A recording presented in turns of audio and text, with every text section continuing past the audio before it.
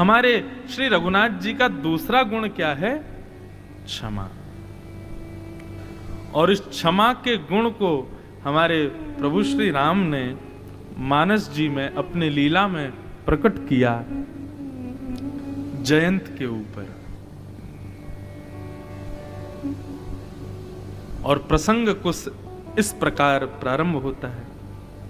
एक बार चुने कुसुम सुहाए, एक बार चुने कुसुम सुहाए, एक बार चुने कुसुम सुहाए, एक बार चुने कुसुम सुहाए, निज कर भूषण राम बनाए, निज कर भूषण राम बनाए, सीतहि पहराए प्रभु सादर, सीतहि पहराए प्रभु सादर। भागवत में श्लोक गाए जाएं, आप लोग ना गाओ तो समझ में आता है, कठिन है श्लोक, नहीं गा पाते, पर मानस जी तो सब गा सकते हैं। कितना अच्छा लगे सभागृह में बैठे हुए जितने लोग हैं सब साथ में गावें, ऐसा लगेगा मानो महादेव नृत्य कर रहे हो। सब लोग भाव से गाओ। सीतहि पहिराए प्रभु सादर, सीतहि पहिराए प्रभु सादर, बैठे फटेक शिला पर सुंदर, बैठे फटेक शिला पर सुंदर, एक बार चुने कुसुम सुहाए, एक बार चुने कुसुम सुहाए, निज कर भूषण राम बनाए, निज कर भूषण राम बनाए, सीतहि पहराए प्रभु सादर, सीतहि पहराए प्रभु सादर। भागवत में श्लोक गाए जाएं, आप लोग ना गाओ तो समझ में आता है, कठिन है श्लोक, नहीं गा पाते, पर मानस जी तो सब गा सकते हैं। कितना अच्छा लगे सभागृह में बैठे हुए जितने लोग हैं सब साथ में गावें, ऐसा लगेगा मानो महादेव नृत्य कर रहे हो। सब लोग भाव से गाओ। सीतहि पहिराए प्रभु सादर, सीतहि पहिराए प्रभु सादर, बैठे फटेक शिला पर सुंदर, बैठे फटेक शिला पर सुंदर, एक बार चुने कुसुम सुहाए, एक बार चुने कुसुम सुहाए। हमारे वृंदावन बिहारी लाल की एक बड़ी प्रसिद्ध उपमा है। क्या? वृंदावन बिहारी लाल कौन है? बोले रास बिहारी हैं, रास लीला के प्रमुख उद्भव हैं। परंतु हम एक बात हाथ जोड़ के निवेदन करें, रास बिहारी हमारे वृंदावन बिहारी लाल हैं, परंतु उन रास बिहारी के गुरुजी राम जी हैं। हमारे ठाकुर जी को रास बिहारी बनाया श्री रघुनाथ जी ने। आप कहोगे कैसे? हमारे ठाकुर जी ने तो एक ही रास किया, लेकिन हमारे रघुनाथ जी ने 999 रास किए थे। अब उसकी भूमिका में प्रवेश करोगे तो अलग अलग स्थानों पर विद्वत जन अलग अलग रास के भाव बताते हैं, कहां पर कैसे रास बिहार श्री राघव ने किए हैं। तो कहते हैं ये जो फटिक शिला पर चित्रकूट में श्री सीता जी बैठी हैं और आज श्री राघव अपने हाथों से खुद पुष्प चुन करके लाए हैं और ला करके श्री किशोरी जी का श्रृंगार कर रहे हैं। ये 1000वां रास था ठाकुर जी का, 1000वां रास चल रहा था श्री जानकी जी का, रघुनाथ जी का। परंतु अभी कथा आएगी उसमें जयंत ने आके विक्षेप किया तो फिर राघव ने इसको यहीं विश्राम कर दिया और फिर 1000वां रास जो अपूर्ण रह गया था उसकी पूर्णता ठाकुर जी ने द्वापर में कृष्णावतार में की। एक प्रकार से हमारे ब्रज में कहते हैं 999 रास तो ठाकुर जी ने राम स्वरूप में किए और 999 रासों का झरा भंडारा कृष्ण रूप में किया, उसका भंडारा किया। फिर और महाराज 6 महीना की रात्रि बुला ली ब्रह्मा जी की और उसके बाद में वृंदावन में रास बिहार हुआ ठाकुर जी का। परंतु हमारे वृंदावन बिहारी लाल के रास बिहार के गुरु जी श्री राघव ही हैं, उनसे ही प्रेरणा प्राप्त करी है।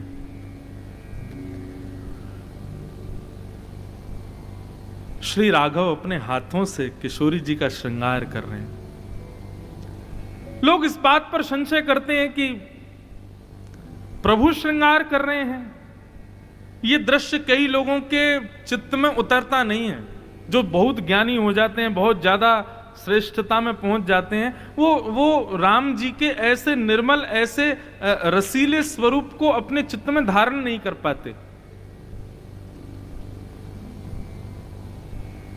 बंधुओं, लेकिन एक बात आप ध्यान से सुनो, श्री किशोरी जी का श्रृंगार राम जी ने किया, केवल यहीं तक बात सीमित नहीं है। हम आप सबका भी श्रृंगार उन्होंने ही किया है।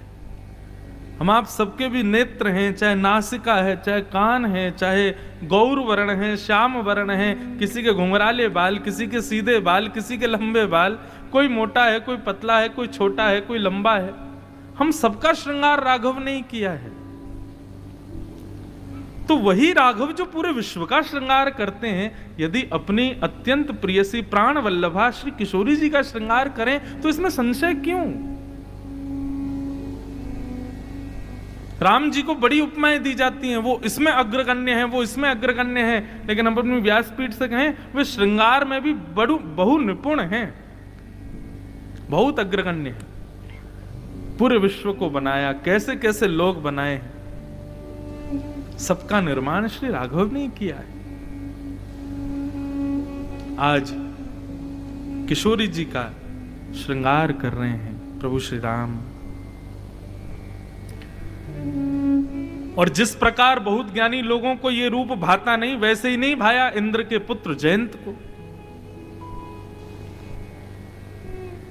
एक बात कहें, भगवान की किसी भी लीला में यदि आपके हृदय में संशय उत्पन्न हो जाता है, देखिए जिज्ञासा उत्पन्न होना अच्छी बात है, लेकिन संशय उत्पन्न होना यह अच्छी बात नहीं।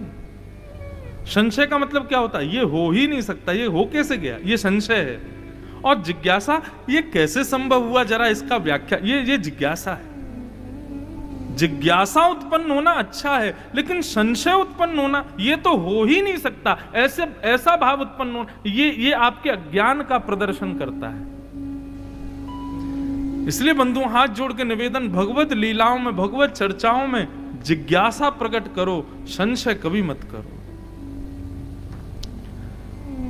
अब एक आचार्य इतनी सुंदर कथा सुना रहे थे,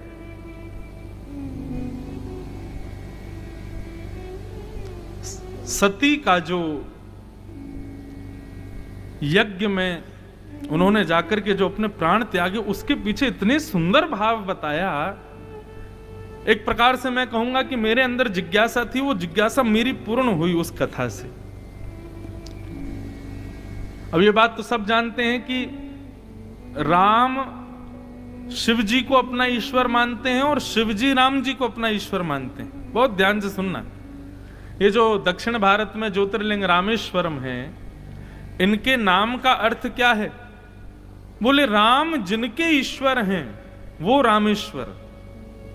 ये अर्थ लगाया स्वयं शंकर जी ने, बोले मेरा नाम रामेश्वर, मतलब राम जिसके ईश्वर वो रामेश्वर। राम जी बोले नहीं नहीं नहीं नहीं, राम के ईश्वर जो हैं वो रामेश्वर। राम जी बोले कि राम जी के जो ईश्वर हैं वो रामेश्वर, और शंकर जी बोले नहीं नहीं, राम जिसके ईश्वर वो रामेश्वर। दोनों में विवाद होने लगे। ये अपने आप को बड़ा बता, ये उनको बड़ा बता में, वो उनको बड़ा बता में। आपस में करते करते ब्रह्मा जी प्रकट हुए। बोले रुको, मैं अर्थ करता हूं। बोले क्या? बोले जो राम हैं वही ईश्वर हैं, और वही ईश्वर शिव हैं, वही रामेश्वर है। मतलब राम और शिव में कोई भेद नहीं। शिव द्रोही मम दास कहावा, सोनर सपने मोहे न पावा। जो शिव से द्रोह करता है, राम जी कहते हैं वो सपन में भी मुझे नहीं पा सकता, और राम जी कहते हैं जो, और शिव कहते हैं जो राम से द्रोह करता है वो मेरी प्राप्ति नहीं कर सकता। तो यहां पर एक बात सिद्ध होती है, बहुत बहुत सूक्ष्म बात है, कि रावण को शिव जी के दर्शन हुए थे, और शिव जी कहते हैं कि राम का जो द्रोही है वो मेरे दर्शन नहीं कर सकता। तो कहीं ना कहीं ये बात सिद्ध होती है कि रावण भी भक्त ही था, केवल लीला संवरण के लिए वहां पर वो दुष्टता प्रकट कर रहा है। शिव के दर्शन उसी को होते हैं जो राम उपासक हो। हम अभी श्रावण में हमारा संकल्प, हम रोज शंकर जी का रुद्राभिषेक कर रहे हैं। सब ब्राह्मण भूदेव रुद्राष्टाध्यायी का पाठ करते हैं, लेकिन हमारी श्रृंगी जो है ना, वो भी काशी से ही बनवाई है हमने। वो श्रृंगी में भी राम राम राम राम लिखा है, मानो जो दुग्ध जा रहा है, जल जा रहा है, वह भी राम का स्पर्श करके शंकर जी पर जा रहा है। और जब हम रुद्राभिषेक करते हैं, आप भी करके देखिएगा, उस समय जय सिया राम, जय सिया राम, श्री राम, जय जय राम, इस मंत्र का उच्चारण करते हुए रुद्राभिषेक करना। हाथ में दर्द होना, पैरों में दर्द होना, मन बार बार विचलित होना, ये नहीं होगा। क्यों ये विचलित क्यों होता है? क्योंकि आपका मन लग नहीं रहा अभिषेक में, और जब आपका मन नहीं लग रहा तो इसका मतलब सामने भी शिला है, शंकर जी नहीं है। लेकिन जब आप राम नाम उच्चारण करके रुद्राभिषेक करोगे तो आपका मन लगेगा, और आपका मन तभी लगेगा जब सामने शिव हो। तो राम नाम उच्चारण करोगे तो सामने शिला नहीं, शिव ही आकर के उस अभिषेक को स्वीकार करते हैं। तो भगवत लीलाओं में संशय मत करो, ये मेरी अभिप्सा थी। जिज्ञासा प्रकट करो, लेकिन उस पर कभी भी संशय नहीं। आज जयंत को इस लीला पर संशय होने लगा। श्री राघव श्रृंगार कर रहे हैं सीता जी का, और जयंत ने आकर के क्या किया? सीता चरण चोंच हति भागा, मूड मंद मति कारण कागा। किशोरी जी के चरणों में चोंच मार करके और श्रमित किया जानकी जी को, जानकी जी की गोद में। तभी देखा कि कुछ पीछे से कुछ स्पर्श हो रहा है जल जैसा। उठकर के राम जी ने जैसे ही देखा, रक्त की धार किशोरी जी के चरणों से। तभी देखा ये कैसे हुआ।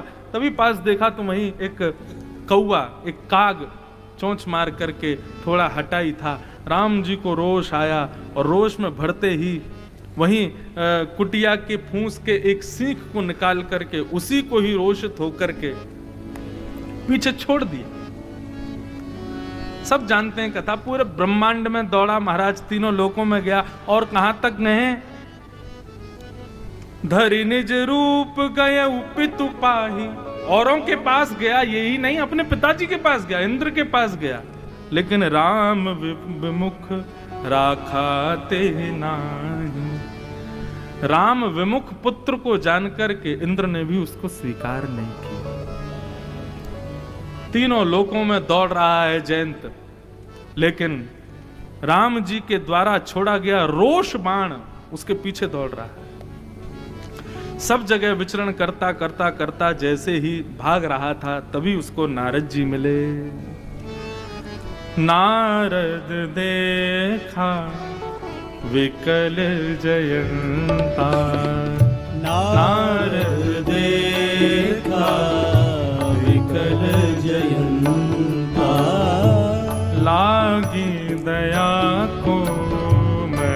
चेत संतान, लागी दया कोमल चित संतान।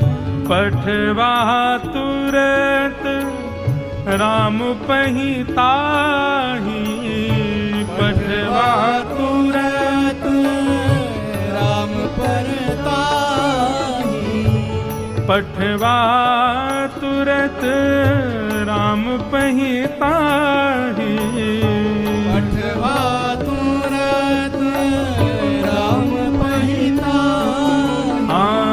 कहसी पुकारी प्रणत हित पाही, कहसी पुकारी प्रणत हित पाही।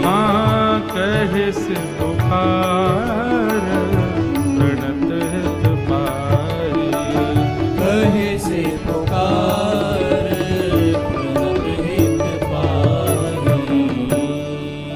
संत हृदय नवनीत समाना। श्री नारद जी महाराज जैसे ही मिले जयंत से, रुको रुको रुको, कहां दौड़े जा रहे हो भाई? लाल पड़ गया मुख तुम्हारा, पसीना पसीना हो रहे हो, क्या बात हो गई है?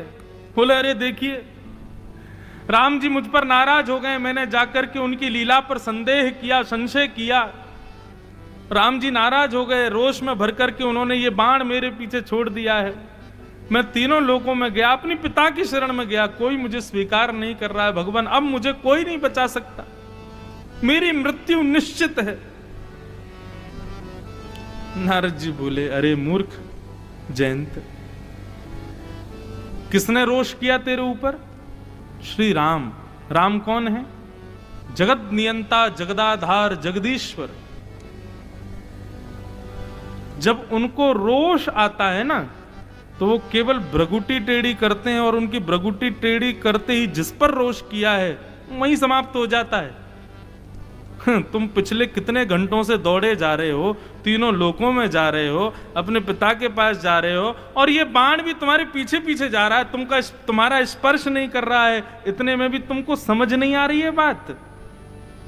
जयंत बोला मतलब? बोले यदि राम रोषित हुए होते, राम जी कोपित हुए होते, तो तुम्हारी इतनी सामर्थ्य नहीं थी कि तुम फटिक शिला से 1 इंच भी दूर जाते, वहीं तुम्हारा वध हो जाता। लेकिन तुम तीनों लोकों में घूम रहे हो, इतना सब विचरण कर रहे हो, इसका मतलब क्या है? राम जी रोषित नहीं, रोषित होते तो तुम जीवित ही नहीं बचते। जयंत बोला ये तो मैंने सोचा ही नहीं। बोले और नहीं तो हम यही तो बताना चाह रहे हैं, राम जी क्रोधित नहीं है, बस तुमने थोड़ा सा उद्दंड किया है, तो थोड़ा सा तुमको केवल एक पिता तुल्य, एक गुरु के समान थोड़ा सा दंडित करने के लिए थोड़ा क्रोध किया है। वो रोषित हो जाए तो तुम जीवित रह सकते हो। जयंत बोला अब क्या करूं फिर मैं? बोले जब कोई नहीं बचा पा रहा तो भी ये समझ जाना चाहिए कि भाई कहां जाना है, उन्हीं के चरणों में जाओ। सिया जी को और ठाकुर जी को, युगल स्वरूप को प्रणाम करो जाकर के, तभी ये शांत होगा। जयंत बोला आप कैसी बात कर रहे हैं, मैं कैसे चला जाऊं वापस? इतना बड़ा अपराध करने के बाद मैं कैसे जा सकता हूं उनके सामने? मैं इस योग्य नहीं कि मैं पुनः उनके सामने जाऊं।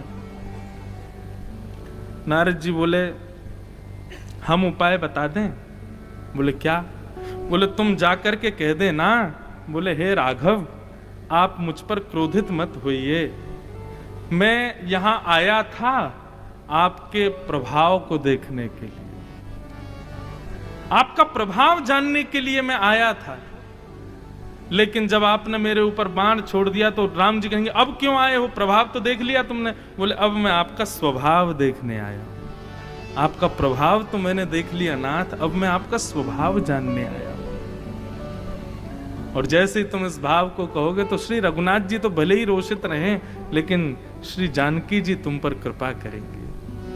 तब जयंत लौट करके गया और जाकर के नारद जी की कही गई वाणी ही उसने श्री राम जी के चरणों में जाकर के अर्पित कर दी कि हे नाथ, मैं पहले आपके प्रभाव को देखने आया था, आपका प्रभाव मैंने जान लिया, प्रभाव मैंने देख लिया। कैसा प्रभाव कि मेरे पिता भी मुझको स्वीकार नहीं कर रहे हैं, अब ये आपके प्रभाव है नाथ, परंतु अब मैं आपका स्वभाव देखने आया हूं।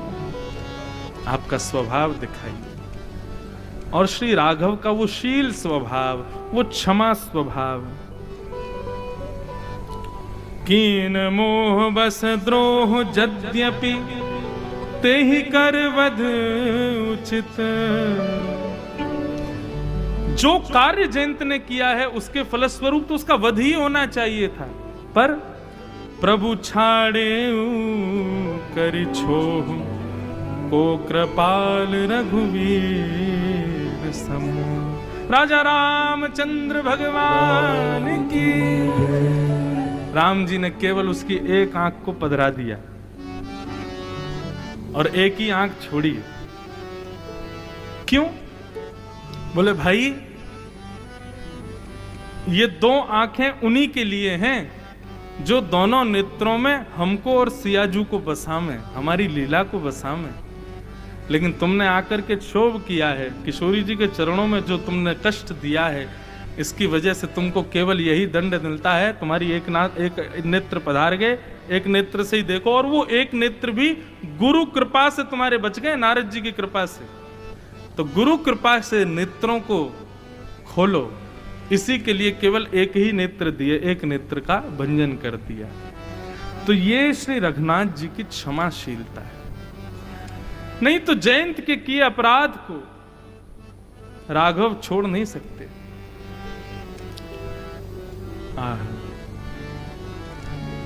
श्री राघव के स्वभाव को हम बारंबार प्रणाम करते हैं, ऐसा मधुर स्वभाव।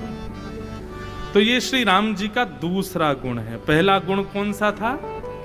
धृति, धैर्य। और राम जी का दूसरा गुण क्या है? क्षमा। क्षमाशील हैं भगवान।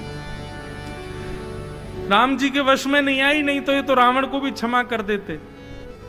हाँ, इनके वश में ही यदि सब छोड़ देते, लखन जी को, हनुमान जी को और सबको यदि थोड़ा विलक कर दिया जाता, तो राम जी तो इतने क्षमाशील हैं कि रावण को भी क्षमा करे आते। परंतु वो सब प्रेशर था राम जी के ऊपर, इसलिए रावण का वध हो गया, नहीं तो राम जी तो उसको भी क्षमा कर देते। इतने क्षमाशील हैं। ऐसे हमारे राघव, ऐसे हमारे राघव